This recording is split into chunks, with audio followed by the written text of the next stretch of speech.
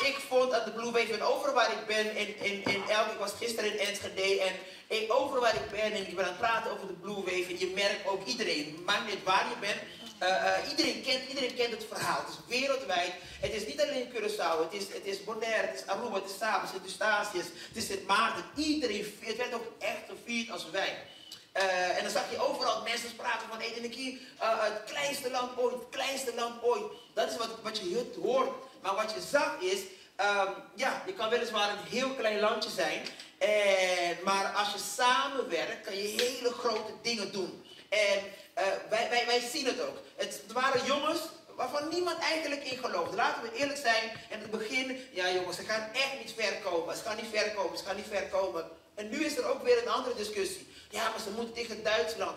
Dat gaan ze niet halen. Nee, wacht even. Zet even pauze. Besef waar we nu zijn. Besef wat er is gebeurd. De jongens gingen voor elke wedstrijd. Wanneer anderen niet in geloofden, geloofden ze in elkaar. Elke wedstrijd, er werd muziek opgezet. Ze dansten, ze zongen, ze vierden het leven. Ze beseften wie ze waren. En samen, het was niet zo dat ze ontiegelijk, zeg maar, de allerbeste team waren. Maar ze waren niet te verslaan. Ze waren niet te verslaan, maar ook ze werkten namelijk samen. En dit moment wat we nu hebben, aanloop naar, zeg maar, de WK.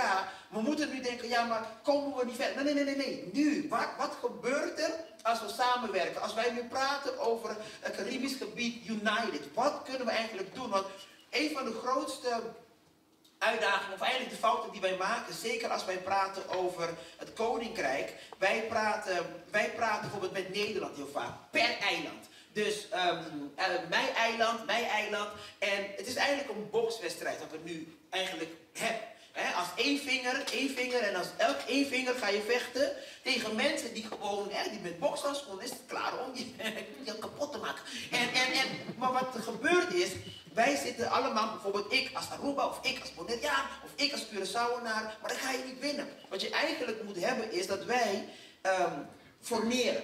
Wij moeten een vuist maken, met z'n allen. En dan pas kan je het gevecht eigenlijk aangaan. Als wij bijvoorbeeld vanuit Curaçao praten met Nederland. Nederland praat niet met de eilanden als Nederland. Nederland praat als Europa. Nederland praat als Europa. En wij maken steeds de fout en denken van, nou weet je, als wij nou maar even de beste jongetje van de klas zijn, dan gaat het goed komen. Nee, wat wij terug moeten doen is terug naar basis. En even kijken van, oké, maar wat kan ik van jou leren? En wat kan ik even geven aan jou? Want alleen maar, mijn moeder zei het altijd, mijn oma zei het altijd, wil je snel komen, loop alleen.